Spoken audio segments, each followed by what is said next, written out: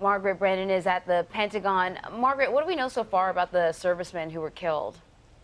Well, what we know is that at least 4 of the servicemen were special agents with an Office of Investigations that's part of the Air Force.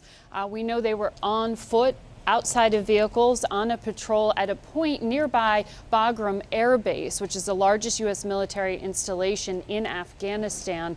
And they were on foot. We're not clear who they were meeting with, but they were at what is known to be a local meeting point, oftentimes with local Afghan officials. 2 of the other servicemen were part of the special unit there on the patrol.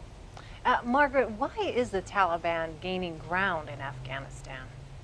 Well, the Pentagon recently warned that insurgents, the Taliban primarily, have gained ground since the drawdown of international forces last year and the official end to the U.S. combat mission there. Right now, the main front pushing back against the Taliban are U.S.-backed Afghan military. So the U.S. is providing support, but they are not engaged in hand-to-hand combat on the ground in Afghanistan any longer. They're in a support role. And as that has changed, you've seen a resurgence among the Taliban, particularly within the past year. You've also recently seen, according to the Pentagon, the growth of ISIS inside Afghanistan. So there are now 2 fronts pushing against those U.S.-backed Afghan military forces, and you have warnings here at the Pentagon that this is going to continue. And right now you are seeing a real battle for control of a key province in the south of Afghanistan known as Helmand.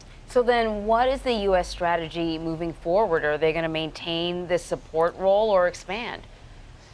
Well, this was a very tough question for President Obama, and he very recently decided to reverse course and keep about 9,800 U.S. troops on the ground in Afghanistan through next year. The original plan was to pull that back to just about 1,000 forces to be based at the U.S. Embassy. So the Pentagon has come to an agreement with the White House that they need more of a military presence in Afghanistan to support those Afghan forces and to really help stabilize the government in Afghanistan run by President Ghani, who has seen some threats to his control of the state. So the U.S. strategy, at least through the end of the Obama presidency, is to maintain the support role, but to do so with more military support than originally estimated. But basically, it's going to come down to the next president to decide whether this continues to be a war that the U.S. is involved in. It's now been